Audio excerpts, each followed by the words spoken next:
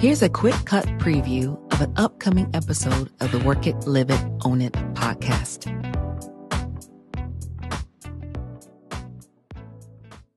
In your experience as a rebranding expert, are there more common mistakes entrepreneurs make when attempting to refresh their brand? How can we avoid them making those common mistakes when we're trying to refresh our brand? I'd say the most common ones I've seen are you rebrand without knowing it really. You're just getting so inspired and hyped up by the latest Canva template, the latest trends for like peach, beige, nudes with neon color gradients. And you're like, ooh, I wanted this too. It starts slowly, and then one point you're like, what is happening? This starts very unconsciously. I rather do the nice Canva template than actually do like an outreach or sale call or whatever thing I'm trying to avoid. So that's something where you really have to be honest with yourself, like, okay, what are you actually doing? And the other thing is you as a person has changed so much that what you're looking at, reflection that your brand is just no longer aligning. It's just not a match anymore. If your body shape has changed and you're looking at the clothes and you're like, this doesn't fit me anymore. Or I had so many clothes after pregnancy that weren't, the size was still right, but just the pattern or the colors, and I was like,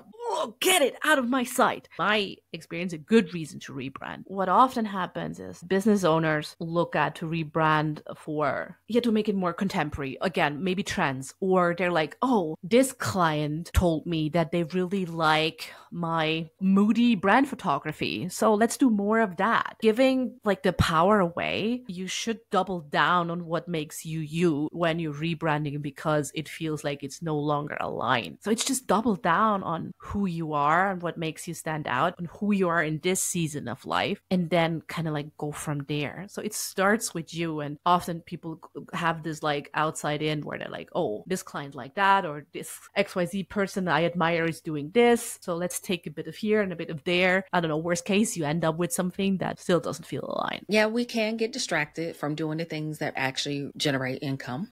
I mean, I am guilty. I'm guilty. I mean, I'm the So VP guilty. of that club, right? Like, Yeah. I mean, I need a t-shirt. Because I'm guilty of that as well. So, and we do make those mistakes. Okay. Or if we rebrand, sometimes it's like, hey, I rebranded, and make this announcement to everybody. Look at my new website. Check out my new website. That's not necessarily refreshing your brand either, just telling everybody. Well, this is really a lovely example you're bringing. Because again, if you're going back to the trust factor, authenticity, empathy, leadership, empathy, what helps the client here? Why does the client care why you got a new website? Why should they care? Like, it's the same as like announcing these Instagram story slides of, oh, I wrote a new blog post. Here's the link. Well, good for you, but why should I invest time in reading it? Give me more. Give me a reason that makes me curious enough to make the next step. Not the sale, the end conversion, whatever it might be in your business, but the next step. Just got to be curious to do the next step. To go off the app to your blog, and from the blog sign up to your freebie or whatever it is. Go on the sales call. Just always curious enough to get me moving. And oh, I have a new website. Well, unless like, I don't know, you're Taylor Swift or someone that probably